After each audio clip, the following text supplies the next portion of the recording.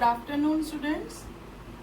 Today I am going to start a new chapter, that is chapter number 13, magnetic effect of electric current. Okay. In last unit, that is in electricity, you have studied the heating effect of electric current, and in this unit you will study magnetic effect of electric current. So I am going to start this chapter, and we are doing first activity of this chapter. So in this circuit, I have joined here a battery, a key, a resistance and a thick copper wire, that is XY. So first step is take a straight thick wire and place it between X and Y. So we have placed here a thick copper wire in between these 2 points X and Y. So this is as shown in figure.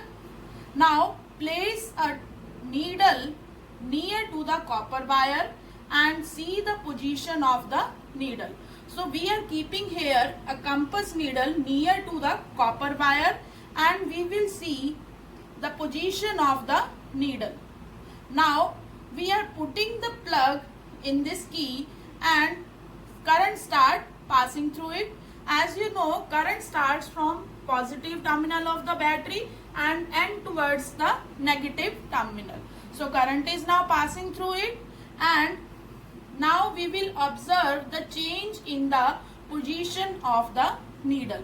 So this is the first activity which is given in your chapter. So what we did in this activity, we have connected here a battery, key, resistance and a thick copper wire X between X and Y. Now we are keeping here a compass needle near to its wire X and Y. If we put the key in the plug, then we will observe the current in the circuit and we will see the change in the position of the needle. So this is your activity. So students, what we observed in that activity? We observed that needle is deflected.